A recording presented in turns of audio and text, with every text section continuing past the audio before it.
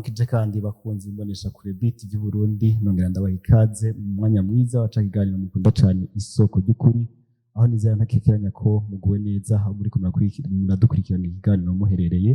Imana ibaho umugisha ni kanya keza tugiye gusangira ijambo ry'Imana aho tugiye guca hirya no hino ibiteme dusanzwe turiko turaganira ifatanye no gusenga, ariko kandi tugiye kubandaniriza aho twari tugejeje. Nkuko mubimenyereye tuba turi kumwe n'umutumire, niwe nashaka ko mufasha ko tumwakira atwidondore yongere abaramutse. Karibu cyane. Iteka gushika muri kino kibanza mwakoze kunyiyumvirako. Amazina yanje nitwa Ntisumbwa Arthur Victor, hanyuma nkaba ndi umuvugabutumwa yabisigiwe haciye imyaka 3 bigiye ku mugaragaro, hanyuma nkaba nkora ibikorwa vy'Imana mw'ishengero The City of the Living God irongowe n'intumwa y'Imana Sibomana Kevin, akaba ari we muvyeyi w'iryo shengero, nanje nkaba ndi umwe mu bana afasha mu buryo bwo gukuza ingabire n'umuhamagaro umuntu aba afise muri Kristo Yesu. Murakoze cyane. Isumba Tiri umuvugabutumwa nizera ntakekeranya ko bivanye n'ikiganiro tugiye kugira uyu munsi, ikiyago cy'uyu munsi, nizera ntakekeranya ko mufise byinshi byo kutubwira. Mbega ndakunda kukibaza iyo uko mubivuze mwavuze ko muri bavugabutumwa, ariko kenshi iyo umuntu afise iryo banga ry'uvugabutumwa muri we quelque part n'ikindi kintu bawumva umengo uri fort, uretse kuba umu evangeliste nta kindi kintu novuga giherekeza iryo bango kuba kari. Jewe kenshi nkunda kuvuga yuko burya igikoresho ca mbere gituma ibango rikora ni Bibiliya.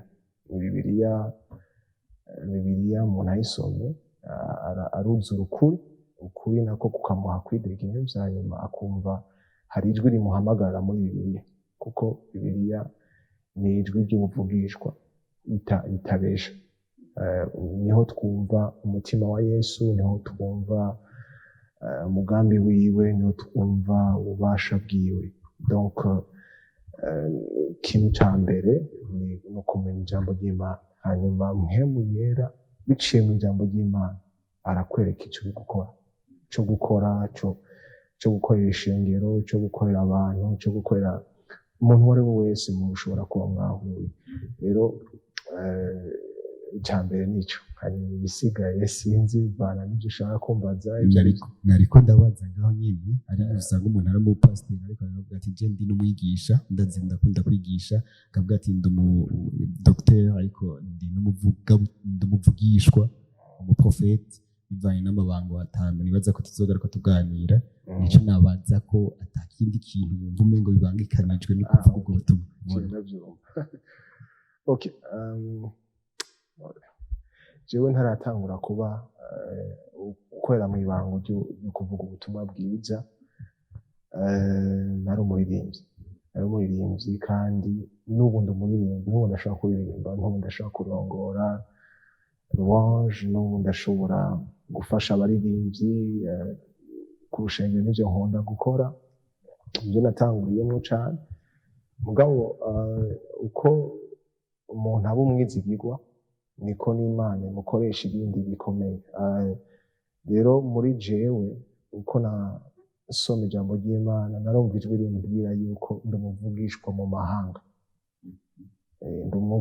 mu mahanga, kandi n'imbere yuko bansigira amavuta yo kuba umuvugabutumwa, narabwiye dadi, naramubwiye muvyeyi wanje ari we Sibomana Kevin, ndamubwira ubwo musigire kuba umuvugabutumwa, ariko je nahamagawe kuba umuvugishwa mu mahanga. Ariko mu nyuma niho natahuye yuko umuvugishwa n'umuvugabutumwa na namwe batandukanye, uko ijambo ry'Imana riba ryinshi muri wewe, umuvugishwa n'umuvugabutumwa na hamwe batandukanye. Gusa ku vyerekeye ubutumwa batanga, uburyo bakora biratandukanye. Umuvugabutumwa hari ukuntu avuga, umugabo kenshi arashobora no gukoresha umuvugishwa. Mugo umuvugishwa nawe iyo agiye mu kibanza c'umuvugishwa nk'umuvugishwa nk'ibango, arafise ukuntu akora, mugabo bose baza bafise intumbero imwe, kubwira abantu ubutumwa bwiza bwande ku mwami Yesu Kristo. Urakoze cyane, mu by'ukuri turaja kuhashika, numva mufise byinshi byo kutubwira. Abariko baradukurikirana mu kiganiro giheze, nashaka kubibutsa ko twariko turavugana ibijanye no gusenga, turiko tuganira ku kiyago co gusenga, aho twariko turiga ijambo ry'Imana ryatubwira ngo musenge mu buryo bwose bwo gusenga.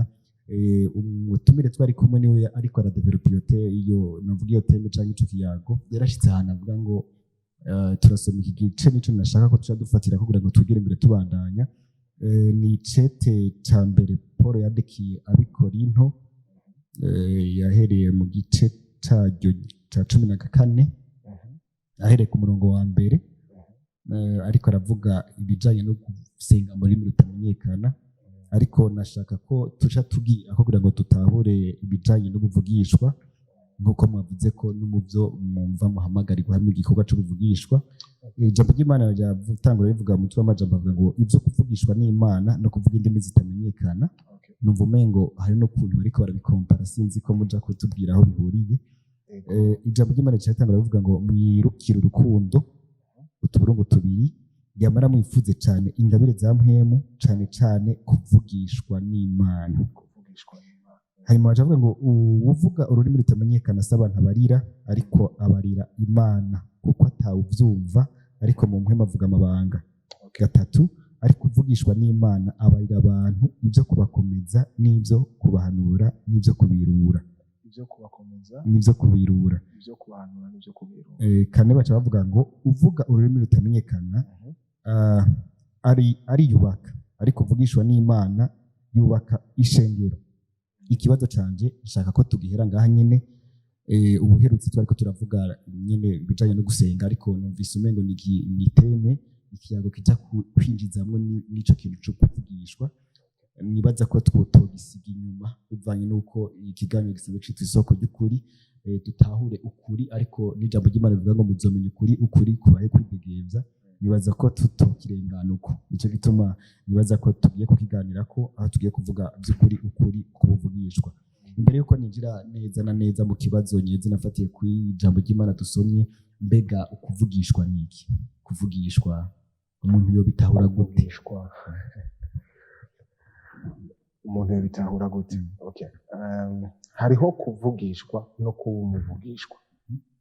Kuvugishwa nibaza ko umuvugisha ari we avugishwa nyine.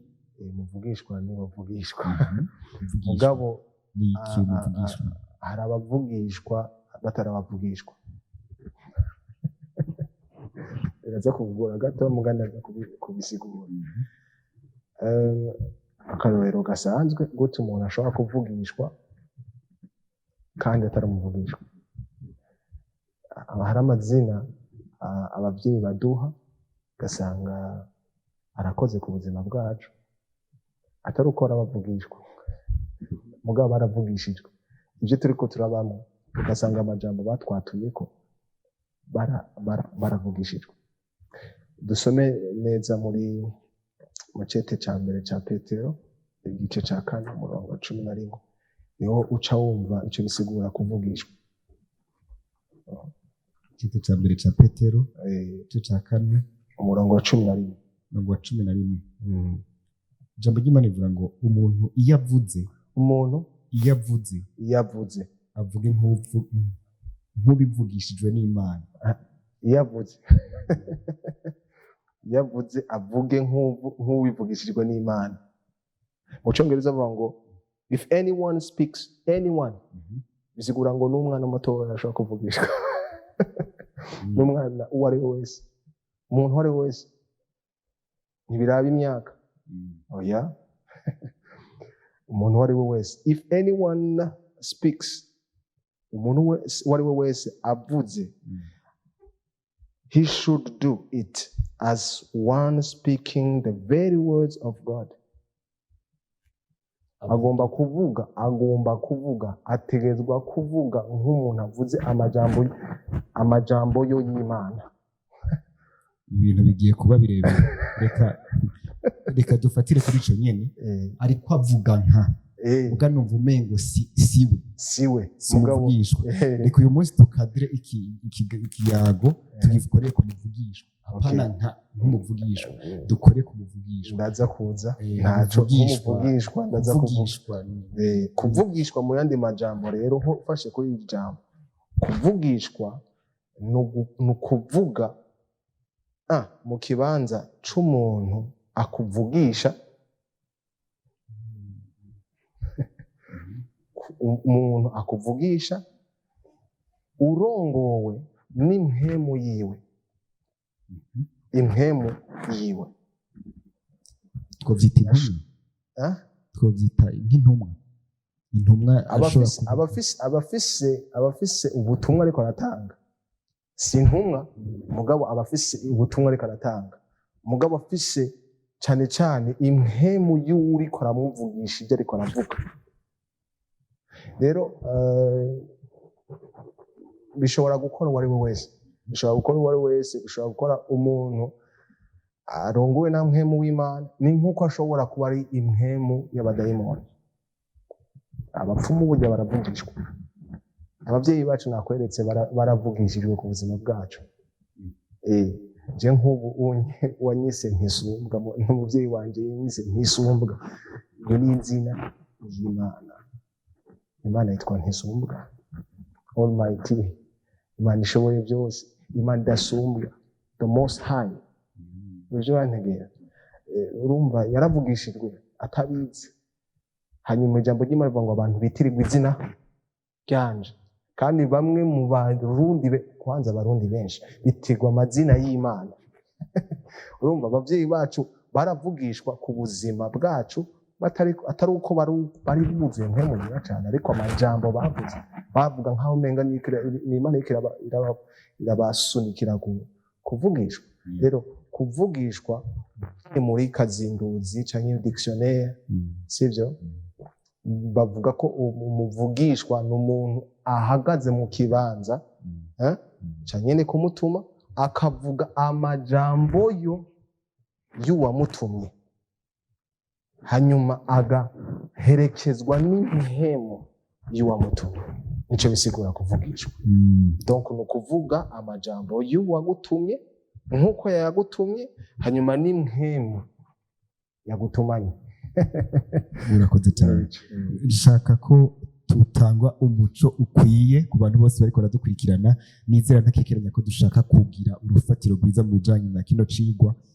By'ukuri twatabe tuvuga ijambo ry'Imana rivuga ngo mugire inyota yo kugira ingabire za mpemu, cane cane iyo kuvugishwa. Nagarutse mu Bikorinto ba mbere igice ca 14 ku guhera ku murongo wa mbere, baca bavuga ngo mugire inyota canke cane cane kuvugishwa n'Imana. Murahejeje kudutandukaniriza kuvugishwa mbere, ndetse muravuze yuko umuntu avugishwa wese atari umuvugishwa. Numva hariho itandukaniro ry'umuvugishwa, icabari canke icabafise n'umuntu avugishwa. Kuko ngaha bariko bakoresha ijambo ingabire ya mpemu. Umuvugishwa afise ingabire ya mpemu canke afise ikindi kintu kimugira umuvugishwa? Umuvugishwa arafise ingabire ya mpemu, mugabo umuvugishwa birarenze kugira ingabire ya mpemu, kuko arafise izindi ngabire za mpemu uwufise ingabire ya mpemu adafise. Uwufise ingabire ya mpemu yo kuvugishwa yonyene adafise. Kuko hari abantu usanga mw'ishengero bafise ingabire yo kuvugishwa yonyene, bakavugishwa mugabo bigakenera ko haza uwundi muntu asobanura ivyo bariko baravugishwa. Nico gituma umuvugishwa iyo aje yari aho hantu, abantu barashobora kuvugishwa, bakavugishwa. Birahora binshikira gasanga ahari umuvugishwa, impemu yo kuvugishwa canke ingabire yo kuvugisha yatangwa gukora ku bari iruhande yanje, bikanshikira ingabire yo kuvugishwa. urumva umuvugishwa rero ni wa muntu yashizweho ngaho nk'umushikirangoma w'Imana ashobora gutuma ikirere gishobora guhinduka abantu bagatangura kuvugishwa.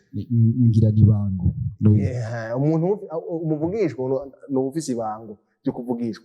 We wenyene ni ingabire deje. Ni ingabire. We umuvugishwa ubwiwe ni ingabire. Ni ingabire y'Imana. Ni ingabire ya Yesu Kristo. Kwishengera ahubwo ntafise gusa ariko ari nicari kandi asa nk'umuntu atekeye ubwenge bw'Imana kugira ngo abantu bafise ingabire yo kuvugishwa gusa ashobore kubafasha iyo baronse ijambo ry'ubuvugishwa. Ndatanga akarorero gasanzwe. Je hari abantu bahora banshikira bakambwira narose gutya na gutya na gutya, nsigura ico bisigura. Yaronse message y'ubuvugishwa muga ntazi ukuntu bisigura. Ubwo umuvugishwa ari ngaho afise ijambo, ntafise ingabire gusa yo kuvugishwa, arafise n'ijambo ry'ubwenge ryo gusigurira umuntu ibintu, arafise ico bita ijambo ryo kumenya. Izi n'izindi ngabire za mpemu. Ijambo ryo kumenya, akamenya. Urumva uramusiguriye iryo jambo ryo buvugishwa wahawe ukoresheje ingabire yo kuvugishwa ufise, ukacutanga ico wavugishijwe mu nzozi, mu ndoto, ariko wewe afise ikintu ciswe ingabire y'ijambo ryo kumenya, akamenya iyo message cisigura, ubwo butumwa ico busigura, izo ndoto ico zisigura, akaca kubwira vyifatemo gutya na gutya. Navyo hari igihe atanga directive, atanga umurongo ngenderwako akoresheje ingabire yindi yitwa ijambo ry'ubwenge. Urumva umuvugishwa no vyita mu gifaransa identité. Navyo ni urwego rurema rufasha ingabire yo kuvugishwa. Urafasha abantu bafise ingabire yo kuvugishwa gusa, urafasha abantu bafise ingabire y'ijambo ryo kumenya gusa, kuko hari abafise ivyo gusa. Hari abafise zibiri, hari abafise kimwe gusa conyene. Baba bahari rero kugira ngo babikadre, babihe umurongo mwiza.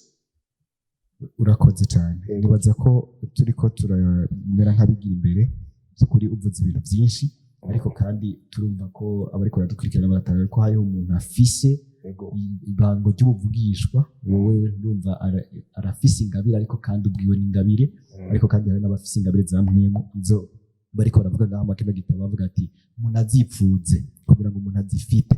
Nimba vy'ukuri Imana biciye mu jambo ryayo yo gusaba abantu kwipfuza ingabire za mpwemu, ku buryo umuntu yumva yovugishwa, ku buryo Petero Paulo yariko arasunikira ishengero ry'i Korinto aribwira ati muvugishwe, kuko uvuga mu rurimi rutamenyekana ariyubaka, ariko uvugishwa yubaka ishengero.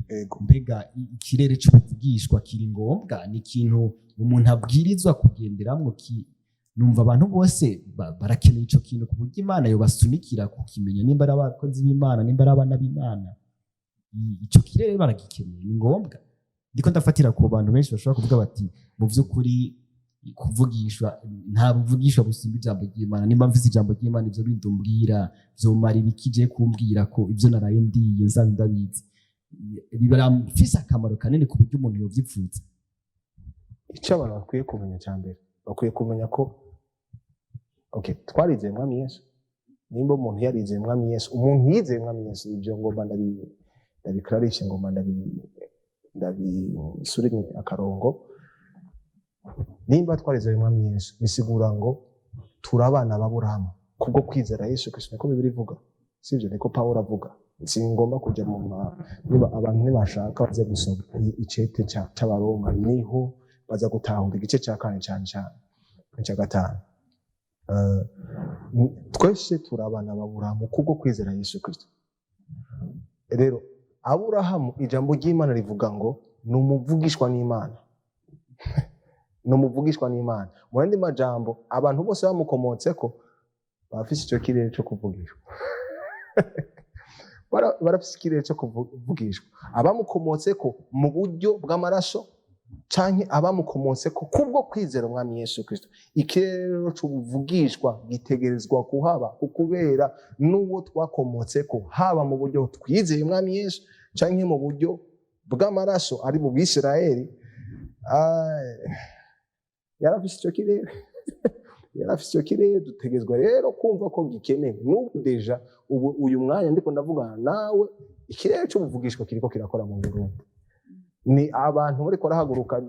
Umuvyeyi wanje Apotre Sibomana Keva si ntumwa gusa, ariko no muvugishwa yatanguye mu ibango ry'ubuvugishwa akiri muto cyane gose, akiri muto gose. Abaririmbye nka Pauline, abaririmbye nka Dudu, bari mu kirere cy'ubuvugishwa, ikirere cy'ubuvugishwa kirakenewe. Ikirere cy'ubuvugishwa rero kumenya rero icyo gute kihaba, kiza gukora iki? Urumva, ego uretse yuko ijambo usomye mu Vyahishuwe Yohana igice ca mbere, umurongo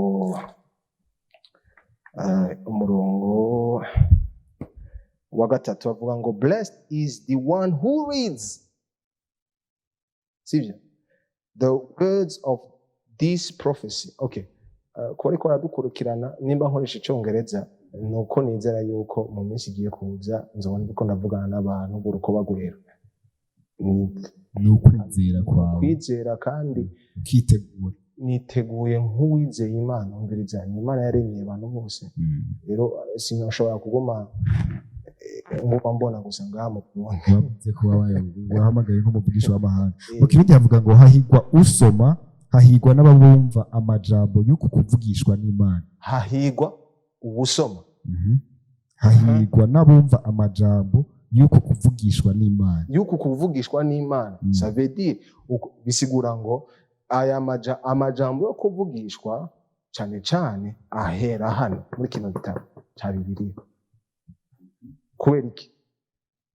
Aba banditse muri Bibiliya n'abavugishwa bavuze ibintu imyaka yagiye irarengana bigenda biragaragara ku munsi ku munsi. Petero aca bivuga neza cyane. Reka dusome Petero, igice cya kabiri cya Petero, igice cya mbere umurongo wa 20. Jambo rivuga ngo ijya mbere mukwiye kumenya nuko atajambo ry'abavugishwa n'Imana, nuko atajambo rya Yesaya, Yeremiya, Ezekiel n'abandi bose byo mu vyanditswe, urumva, vyanditswe ni bavugishwa ivyanditse. Mu bisanzwe nta muvugi w'ukuri atazi kino ivyanditswe.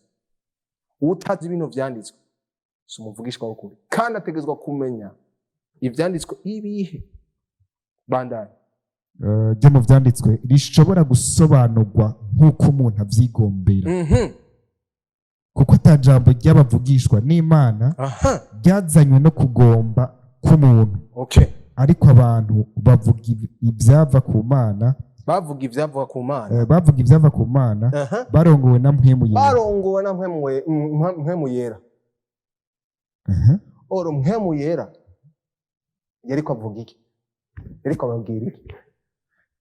Yariko ababwira ivyerekeye umwami wacu Yesu Kristo. Akarorero Yesaya 53 yavuze ivyiwe. Usomye muri Yesaya igice cya 53 yariko avuga Yesu ari ku musaraba, ariko arakora igikorwa biheze, igikorwa gituma amahanga yose niyizera uri ku musaraba aronka agakiza. Haleluya. Ibyo ni byo bakwiye kumenya. Ntihariko avuga ibyo, ariko avuga ibya Yesu Kristo.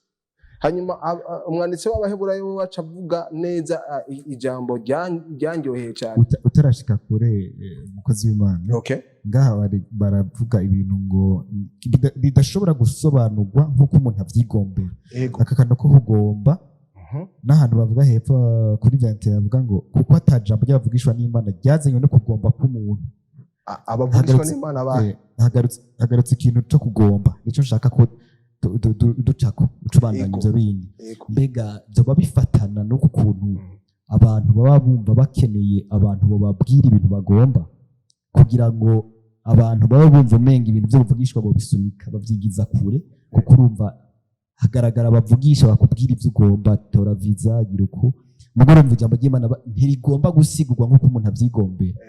Nico coba cyagituma iki kirero umengo kirere cyo kuvugishwa n'abo bagihurumbira benshi bavuga ati ijambo ry'Imana rirahagije.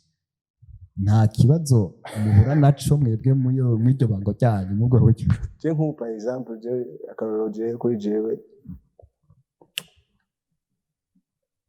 iyo ngomba kuvugishwa iyo ngomba kuvugishwa ngo nije ndabigomba impera muri je babigomba kuko ntavyo wanje bigihari y'ico muri ico kirere asigaye iyo ndi muri ico kirere ndashaka ni mu ishengero ndashaka ni hanze y'ishengero ndashaka kuba ni muri restaurant ndiko nafungura ndiko nafata kayi ndavugishwa cyane rwose ariko urasenga utari kuririmba ntabwo ndiko ndasengamwo ntariko ndaririmba utari kurasoma ijambo ry'Imana bien nk'emuyera akavuga à travers moi aciye muri jewe aciye mu kanwa kiwanje akabwira umuntu ibyari mu mutima wiwe muga cyane cyane musunikira gusenga gusoma ijambo ry'Imana no kwimatanya n'umwami wacu. Ikibazo abantu bagira iyo bakubwiye Imana ntifise ikibazo ca visa kuyironka n'amahoro mvugishijwe ko ugiye kuronka visa is fine. Hari umwigeme nta n'iminsi ibiri yaciye batari 3 navuze ugomba kuja i Buraya yari muri processus yo kurondera passport. Ejo niho yambwiye yuko aho ngaho umubwiye ari muri processus yari muri processus yo kuyirondera. Jewe nca namuvugishwa ko namwana ngo nzoja mu mahanga nivyo ndiko nabona muga ariko nta gishasha kuko urimo yiko rambwira je kuri jewe ni jewe byari gishasha kubera namubwiye ngo wowe uzoja mu mahanga ngaho nyene prophet turi muri ico kirere ngaho ubu mwubatse ko kinasanzwe azi kiretse nimba bamubwiye uko bizogenda ndiko ndarondera akamaro k'ico yungutse mu gihe wamubwiye ibintu asanzwe arimo cyane naramwubatse kubera yeciye yumva cyane Imana imwunze imwumva kandi ntawuzi ko amfete kw'ivyo arimwo bifatanye n'icimana imuvuga ko kandi kwibizi bifatanye n'ijambo ry'Imana twumva kuko ibivugishwa bwubakiye ku ijambo ry'Imana ni icimana yamuvuze ko atarabaho. Birivuga yuko muri Yeremiya 29:11 avuga ngo ndazi ivyiyumviro nkiyumvira ko atari ivyiyumviro vy'ibyago ariko ni ivyiyumviro vy'amahoro si vy'ibyago ni kugira ngo ndaguhe ivyizigiro byo muri kazoza kawe. Ivyo vyizigiro byo muri kazoza Imana irabitanga. Ni Imana ishobora Paulo wacu avuga ngo ni Imana ishobora kwishura ibirenze by'umuntu yasenze n'ibyo umuntu yasabye n'ibyo umuntu yiyumvira donc ni Imana irazi ibyo umuntu yiyumvira. Rero ikoresheje umuvugishwa nayo ni kugira ngo kwereke yuko ivyo uriko urarota ivyo uriko uriyumvira nivyo. Rero ikintu tuca tuza dukora rero nk'abavugishwa n'Imana duca dufata uko kwizera k'uwo muntu kuri muri we n'ivyo vyimviro biri muri we bikaguma biri attaché bikaguma bimatanye na Yesu Kristo. Umuvugishwa w'ukuri ntazovugishwa ibyo umuntu yifuza gusa azofata ibyo umuntu yifuza abimatanye n'ukuri kwa Kristo Yesu kugira ngo yubahe Yesu Kristo pana kubaha umuntu pana kubaha jewe umuvugishwa jewe umukozi akorera bene data kugira ngo ndabakomeze mu kwizera kwabo. Tugaruke gatoya mu cyagisimo cyacu ndashaka kumenya kubera iki ijambo ry'Imana biciye muri Paulo yariko arasaba abantu kugomba kuvugishwa gusumba kuvuga mu rurimi rutamenyekana. Yeske kuvugishwa kwiyubaka ni bitoya gusumba aho kubakishije. Okay. Hari ibintu bitatu nuko tutashoboye gusoma kije gisomwa cyose nibaza ko nzogaruka kubivuga neza aba ariko hari ibintu bitatu ariko aravuga aba ariko avuga okay ingabire yo kuvugishwa umugabo ariko abicisha mu bice bitatu byayo kuniko kuvuga gusenga no gutazira mu rurimi rutamenyekana niba abantu nibasoma neza soma neza je mbujyanye kenshi je nagize ikibazo cyuko abantu turavugana turayaga mugana sanze abantu turiko turayaga benshi niba basomye neza igisomwa cyose kugira ngo batahe icyo Pawulo bariko aravuga n'amajambo menshi Pawulo bamuparaphrase sinzi uko bavuga mu kirundi baramuparaphrase bakavuga ibyo atashatse kuvuga ko par exemple hari abantu bakunda kuvuga ngo Pawulo nawe nyine yavuze ngo ikibi ntashaka gukora nico nkora icyiza nshaka gukora ntacyo nkora ewe jewe ndagora ninde yo nkizuye mubi hajya Pawulo ni wasaba neza igice cy'indwi cyose abariko avuga umuntu aganzwa na kamere biciye kuko ashaka gukurikiza ibyagezwe bya Mose. Ibyagezwe bya Mose ni byera kamere kiwe na kuzuye icyaha ntikaramenye ubuntu bwo muri Kristo Yesu. Yari ariko arafasha abantu ugerageje gufata umurongo wa mbere w'ico gice aba ariko afasha abantu bakiganzwa n'ibyagezwe ariko basigurira ukuntu biyumva. Rero byasaba yuko abasigurira nk'umuntu ntabasigurire nk'umuntu w'impembe abasigurira nk'umuntu hanyuma bacabaza ngo rero mugabo usanye igice cy'umunani niho uje utahura yuko ariko vuga umuntu aganzwa akaca yishira muri ico kibanza c'umuntu aganzwa. Rero tugarutse mu byacu Pawulo kuri kijya gice avuga ibintu bitatu. Avuga kuvuga mu rurimi rutamenyekana ariho naho nyine akoresha mu kuvugishwa mu rurimi rutamenyekana, hakabaho gusenga mu rurimi rutamenyekana, hakabaho no gushima mu rurimi rutamenyekana. Ivyo bintu bitatu arabivuga. Rero iyo uvuga mu rurimi rutamenyekana uriko uravugishwa haba hakeneye umuntu afise ingabire ya interpretation de langue canke umuntu afise ingabire yo gusigura indimi nyinshi ushizemwo izumvikana n'izitumvikana izumvikana n'izitumvikana. Rero umuntu avuze mu rurimi rutamenyekana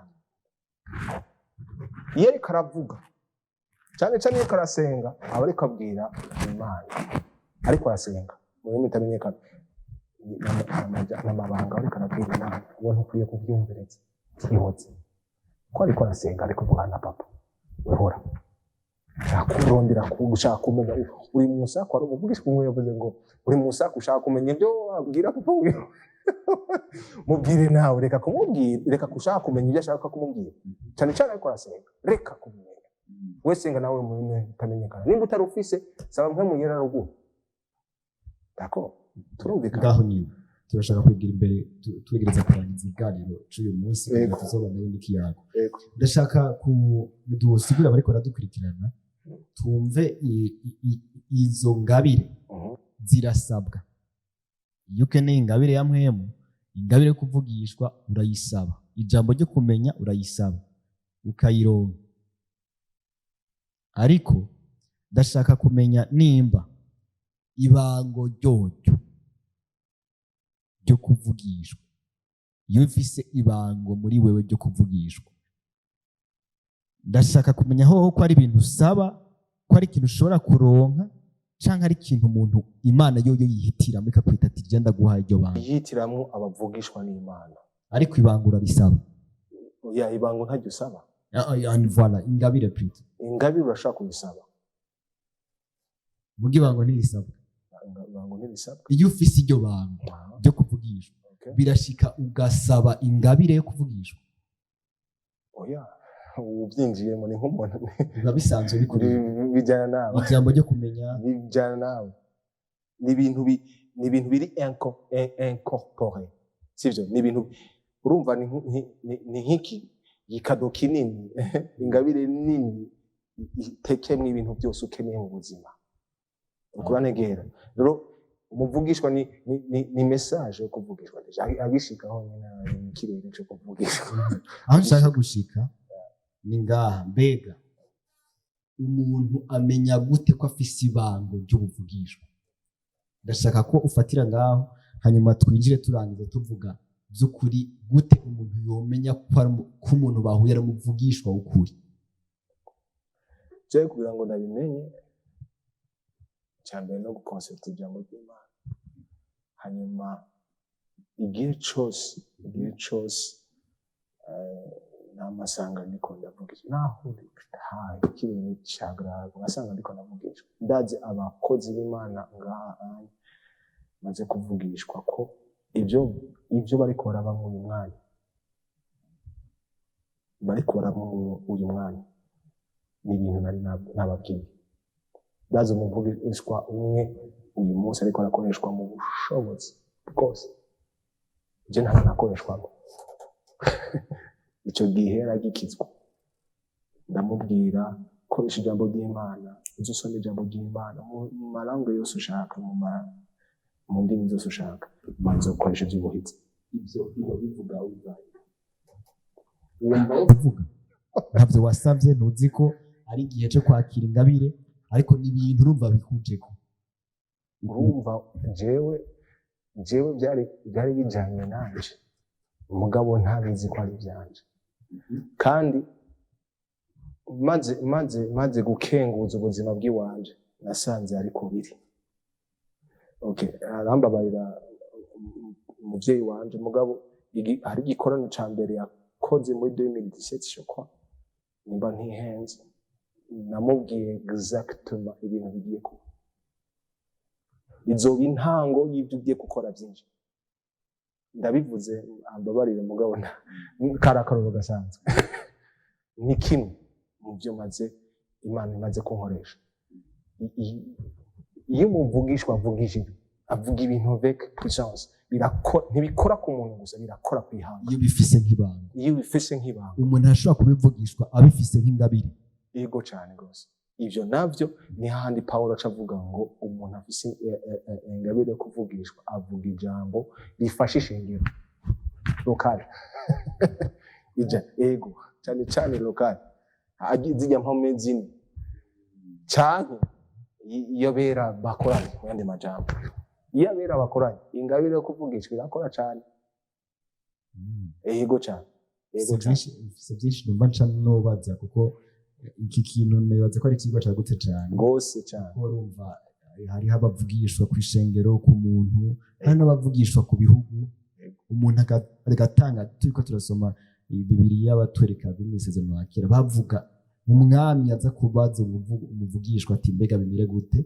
sinzi ko navyo ucivuga uti hari igihe hakora ingabire ukavugishwa ku ishengero urimo impome zimwe hanyuma ugasohoka ukavuga ku ishengero mu buryo rusange ivyo reka nibaza ko tuzobigarukaho hanyuma ariko nashaka mu buryo bw'umwihariko canke mu buryo bwumvikana vy'ukuri umuntu amaze kumenya ubwiwe ko ari umuvugishwa biroroshe ko abantu bomumenya ko ari umuvugishwa w'ukuri ko mengo ni ikintu kigoye gutandukanya cyane umuvugishwa twitegereje ukuntu akora ateye amakenga n'igiki vy'ukuri cemeza n'iryahe banga ry'umuvugishwa w'ukuri ibanga ry'umuvugishwa w'ukuri n'igiki cyo twemeza ko umuntu ari umuvugishwa w'ukuri ari umuvugishwa w'ukuri aragwanywa cyane kubera bari kuvuga ukuri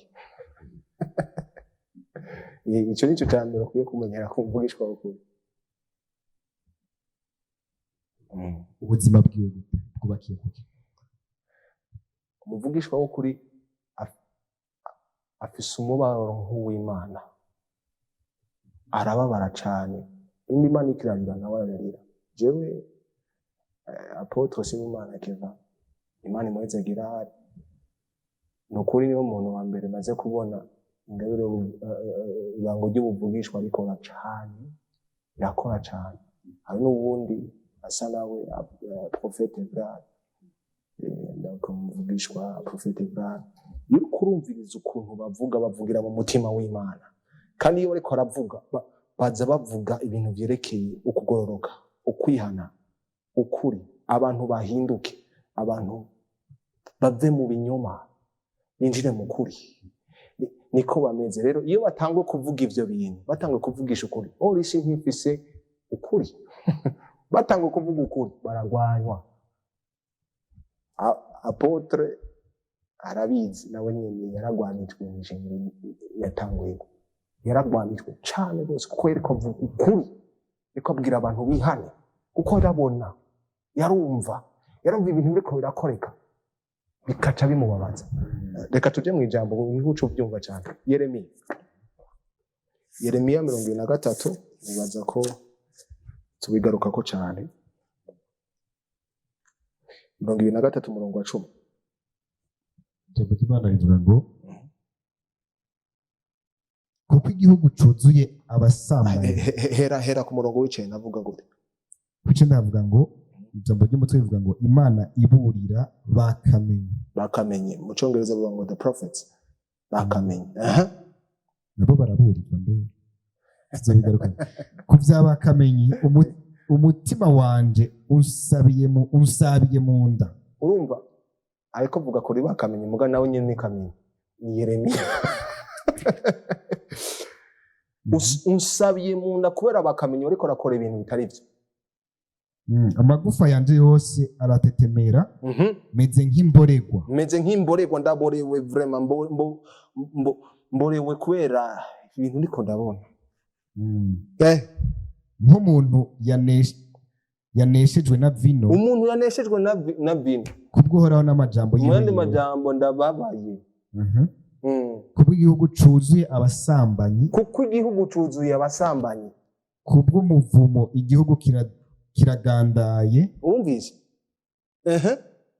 imyimiro yo ku mirambi irumye urumva igihugu kimerewe nabi kiragwaye kubera ibyo bintu biriko biraba ingeso zabo nimbi ingeso z'abakamenyi mu Cyongereza bavuga ngo the prophets follow evil course ububasha bwabo ni bubi uyu nyene abivuga ni kamenyi donc yaramenye kuko bakamenye n'abaherezi ari bihumane mbere no mu ngoro yanje nabonye ibyaha byabo nije uhoraho kuvuza okay yakoresheje akanwa kande ka Yeremiya nawe yari umuvugishwa hariho kandi n'abavugishwa hariho abo bita bakamenye nabo bita abasiyas abantu babona abantu bamenye ibintu bakabugurura amaso gusa baramenya ibintu biri mu muntu uravyumva mugabo abantu barakora ubuhumane ku buryo igihugu cyose gishobora kuba mu buhumane kurantegereje kintu kandi ibyo byamenywa nande n'umuvugishwa n'Imana atanguye kubivuga rero atanguye kubyatagura Yeremiya yaragize ingorane atanguye kubyatagura yaragize ingorane baracagwanya Paulo aho ni muri Ancien Testament canke mu misezerano rya kera mu misezerano rishasha Paulo yarashungumiwe ageze mu gisagara ca Efeso igigwamana ni impemu yo kuvugishwa ariko irakora muri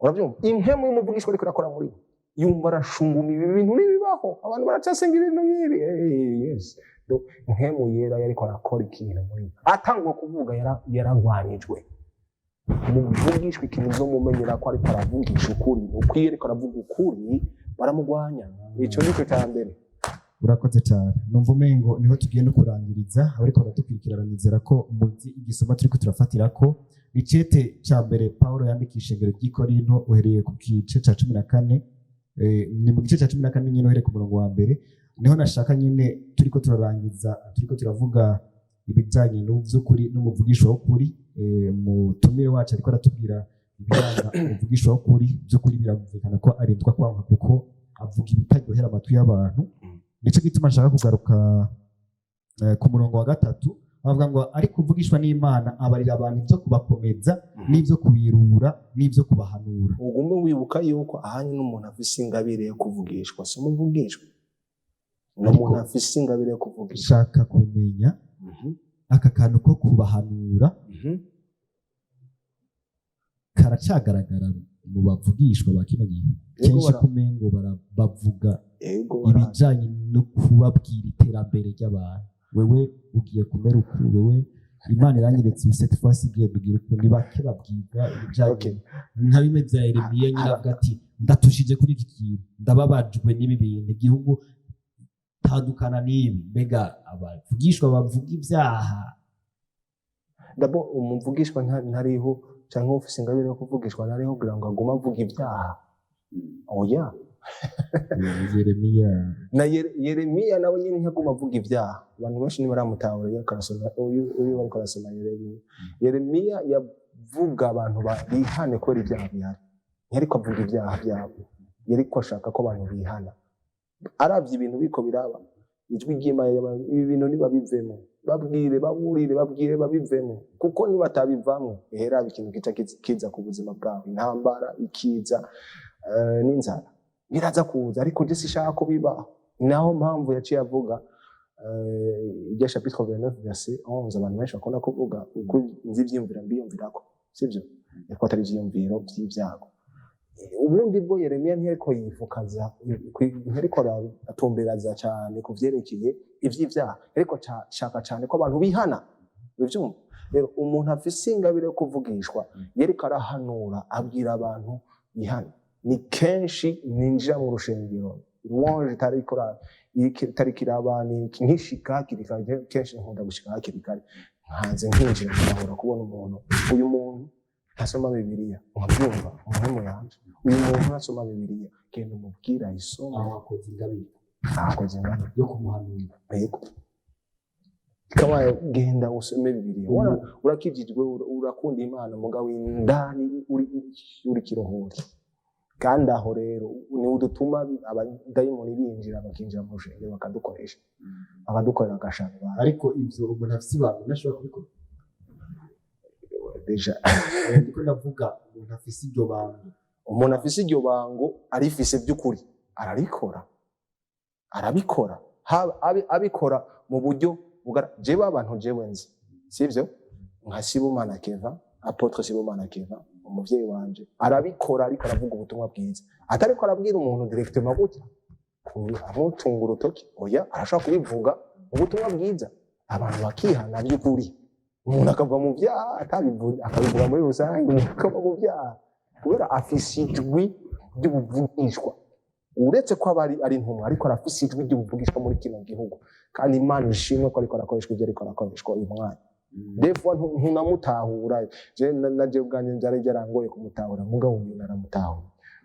Ijwi ry'ubuvugishwa muri kino gihe abantu batariko baramwumviriza, ahubwo bakwiye kumwumviriza. Ni ijwi ry'Imana muri kino gihe, bakwiye kubyumviriza kuko arabivuga. Mugaka ni nk'umuntu avuga ibyerekeye iterambere.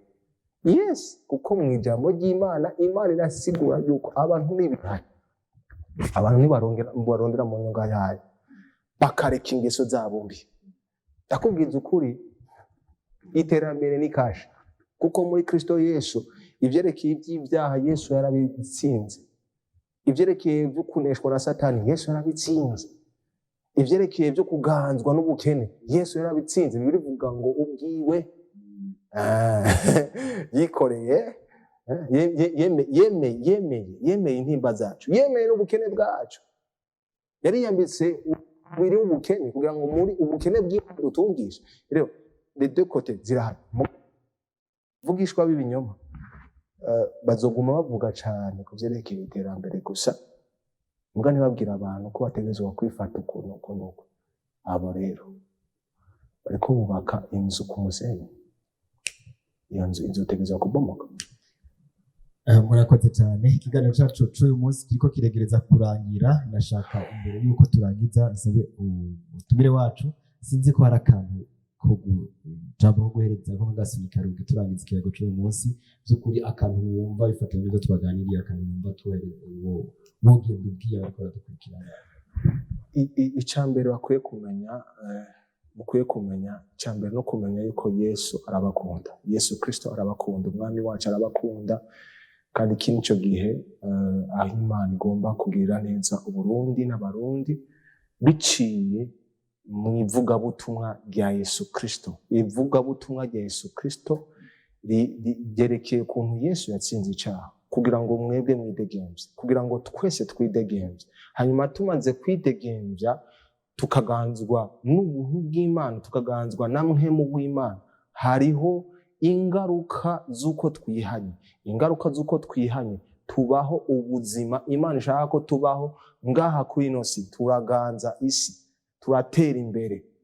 Abantu iyo bavuye muri corruption, bavuye mu vyaha byo kurya ruswa, mu vyaha by'ubusambanyi, bagakurikira Yesu, bakareka Yesu akaganza mu buzima bwabo, Yesu Kristo aratanga ukubaho, aratanga umwidegemvye, aratanga n'ubutunzi. Yesu arabutanga kuko ni umwami w'ubutunzi.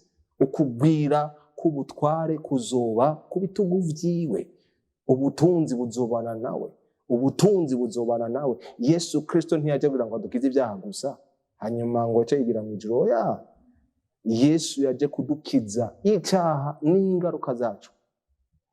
Ingaruka z'ivyaha harimo ubukene, harimo urupfu, harimo kugwaragurika, harimo kwicana. Urumva ibintu byose bizanira isi umuvumo, nivyo yaje kudukiza. Uravyumva? Rero abantu nimwihana mukamanya Yesu Kristo, twebwe turi ngaha kugira ngo tubamenyeshe ubwo butumwa bwiza, tuvugishwa kugira ngo tubamenyeshe ubwo butumwa bwiza. Hari abantu nguma mbwira, mviriza, Yesu aragukunda cane. Nawe ndabikubwiye uri kuranyumviriza, Yesu aragukunda cane, ashaka ubuzima busagutse muri wewe. Icyamuzanye ni kugira ngo ugire ubugingo busagutse, wumve yuko uyu munsi Yesu aragukunda gose. Rero ndavugishwa ku buzima bw'iwawe, akana kanya ko kuvugishwa ku buzima bw'iwawe. Ibihe vy'amagorwa muri Kristo Yesu uyu munsi vyararenganye, ibihe vy'impemburo vyaramaze gushika. Rero akira ibihe vy'impemburo mu izina rya Yesu Kristo. Uyu mwanya ndatura hejuru ubuzima bw'iwawe, wewe ugwaye uyu mwanya mu izina rya Yesu Kristo. Ni wakira umwami Yesu Kristo mu buzima bw'iwawe, urakira, urakira, urakira, urakira, urakira no mu mubiri, urakira mu mutima, urakira mu mubiri mu izina rya Yesu Kristo. Hari umuntu agwaye amafyigo, akira gukira mu izina rya Yesu Kristo. Hari umuntu agwaye prostate, akira gukira mu izina rya Yesu Kristo, kuko Yesu Kristo aragukunda. Yesu, ubwo nibwo butumwa bwiza kandi ubwo nibwo buvugishwa bw'ukuri. Muri Kristo Yesu niho hari ubuzima busagutse. Muri Kristo Yesu niho harimo ubuzima abantu bakeneye n'amahanga akeneye. Ubuzima Uburundi bukeneye, ubuzima Uburundi bukeneye muri Kristo Yesu. Aba president, aba ministre, aba senateur, nta kintu tuzobabwira Yesu Kristo niwe mwami w'abami. Uwo ni kumumenya bitanga amahoro. Ntibitanga amahoro gusa yo mu mutima, biranatanga amahoro mu buryo bw'umubiri, mu buryo bw'igisagara, mu buryo Imana iratanga amahoro biciye muri Kristo Yesu. Nibiyumvira abantu bose bamaze gukizwa, abantu bose bamaze gukizwa bamaze gukizwa. Ikintu kica kiba gusa, kino gihugu kica kiba mw'Imana kuko yavuze ngo nzoba hagati muri mwo, bo nzoba Imana yabo, nabo bazoba abantu banyu. Imana iri hagati muri twebwe, izodukiza, izotubohora, izotugirira neza. Amahanga azomenya yuko twitiriwe Uhoraho. Iki ni igihe cyane mu izina rya Yesu Kristo. Ndabivuga nk'umuvugishwa n'Imana kandi ndabivuga nk'umuvugabutumwa. Nazanye ubutumwa bwiza muri ino si kugira ngo abantu bamenye Yesu Kristo, bihane, maze baje mu bihe by'impemburo mu izina rya Yesu Kristo. Amen. Hariho abantu babwiye ati niwakira Yesu uraja gukira indwara, uraja gukira ibibazo. Nibaza ko uri kurasenga urangiza uca ufasha n'uwo muntu Petero, ariko aravuga ati mbega Yesu bamwakira gute? Mbega uwo Kristo yaje gutanga agakiza, agatakura nk'icaha ndetse n'ingaruka z'icaha, noshobora kumutunga gute mu buzima bwanje? Turangiza ikiganiro kumufasha. Ego mukundwa, wowe uri ngaho muri salon canke mu cumba cawe, urashobora kubikurandaba kandi urifuza uyu mwanya, kuko n'igihe cawe, n'igihe cawe, n'igihe c'umuryango wawe. Je ndazi ukuntu narakijijwe, hanyuma n'ab'iwacu bose barakizwa, baramwakira Yesu Kristo. Uyu munsi nibo bantu ba mbere bariko barashinga intahe aho bari hose, n'abantu basenga, n'abantu bakunda umwami Yesu kandi bumvira abandi. Rero kwakira umwami Yesu Kristo ni ibintu bito cane. Yesu aragukunda deja, nturinda kurondera kumukunda, we aragukunda ubwa mbere. Rero wewe ikintu ushaka gukora, ugomba guca bugufi gusa muri kano kanya, ugasubiramwo amajambo ndiko ndashaka ko usubiramwo, kugira ngo wakire ubwo bugingo busagutse muri wowe, wakire ubuzima bw'Imana muri wowe.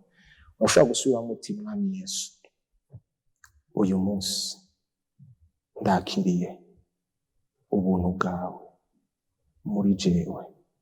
Ndagushimiye ko wagiye mu kibanza canje ugacika icaha, kugira ngo muri wewe ncike ukugoroka kw'Imana. Mwami Yesu, ndakira iyo ngabire y'ubuntu bwawe, iyo ngabire impaye ubugingo budashira. Mwami Yesu, ndagushimiye ko umpariye ibyaha byanje. Ndakiriye ubugingo budashira, ndavuye mu byaha, ndinjiye mu bugororotsi, ndinjiye mu bwami bw'Imana. Urakoze mwami Yesu kunyemera, izina ryanje ndagushimiye kuryanditse mu gitabo cy'ubugingo. Urakoze mwami Yesu, ishimwe, icubahiro ibi vyawe mu izina ryawe Yesu Kristo, amen.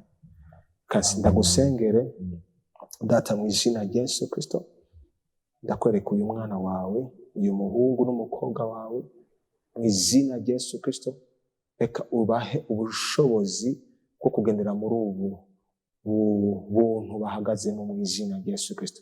Mu izina rya Yesu Kristo ndatura ngo mpemu wawe abakoreko mu izina rya Yesu Kristo. N'uwo aragwaye yakire gukira mu izina rya Yesu Kristo. Urwaye stoma yakire gukira mu izina rya Yesu Kristo. Urwaye ama intestin yakire gukira mu izina rya Yesu Kristo. Urwaye ama cancer mu izina rya Yesu Kristo yakire gukira. Urwaye indwara iyo ari yo yose mu izina rya Yesu Kristo yakire gukira, aronka umugisha w'Imana. Ibihe by'impemburo ndavyatura hejuru ubuzima bwabo mu izina rya Yesu Kristo. Nta cyacuye kubagwanya kizogira ico kibagira mu izina rya Yesu Kristo.